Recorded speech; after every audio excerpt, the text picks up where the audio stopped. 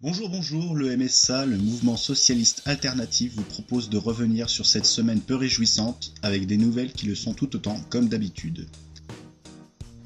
On commence avec une déclaration de Copé, travailler plus mais en supprimant des congés payés, et baisser les indemnités parlementaires pour des économies, on en reparle quand.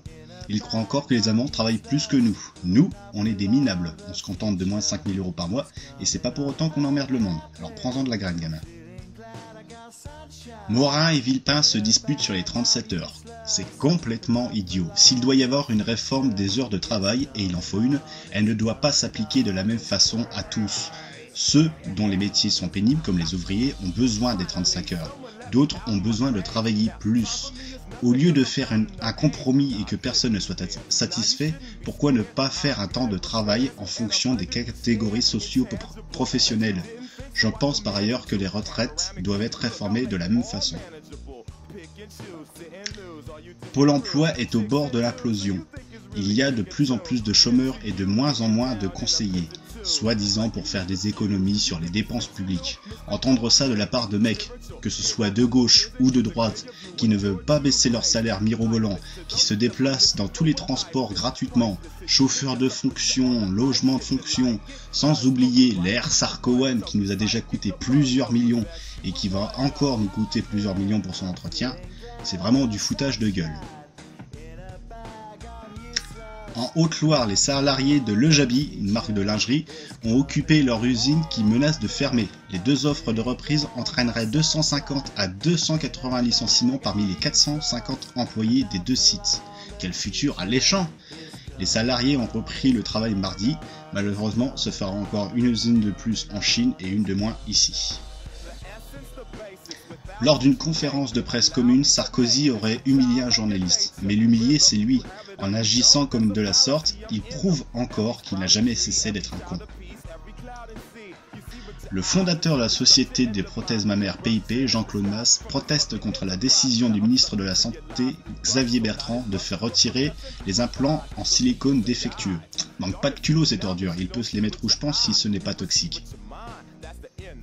Le président a reçu les syndicats pour trouver des solutions à l'explosion du chômage. On se réveille à 100 jours des élections, 5 ans pour agir, rien n'a été fait, il lui a fallu 4 ans et demi pour s'apercevoir qu'on avait un problème avec le chômage. Compétent mais pas trop. Le bilan de Nicolas Sarkozy donc, 4 ans et demi au service du CAC 40 et 6 mois au service des chômeurs. Un bilan très démocratique. La France condamnée pour détention inhumaine de réfugiés mineurs. La Cour européenne des droits de l'homme a condamné Paris pour avoir enfermé une famille kazakh en attente d'expulsion. La Hongrie met en place des camps de travail obligatoires, cela rappelle une triste période de l'histoire.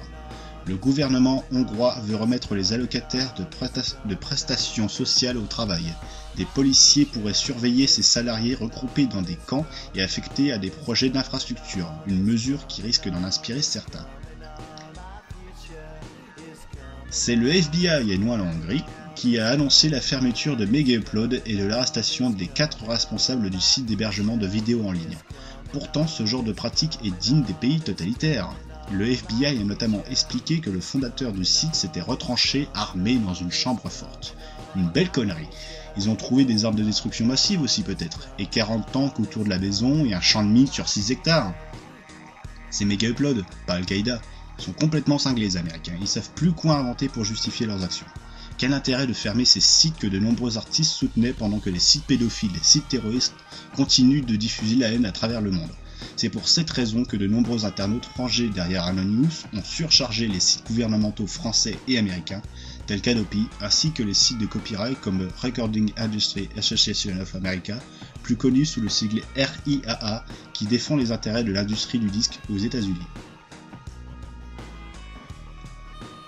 La nouvelle est tombée aujourd'hui, la femme du ministre de l'Éducation, Luc Châtel, s'est suicidée. Je ne partage pas du tout les idées du monsieur, mais je lui souhaite bien du courage afin de surmonter cette épreuve. Pour ceux que cela intéresse et qui ont la possibilité de se déplacer, les indignés de France se réuniront place de Jaude, 6 rue des Minimes, 63 000 Clermont-Ferrand, du samedi 4 février 2012 à 14 h au dimanche 5 février 2012 à 15 h.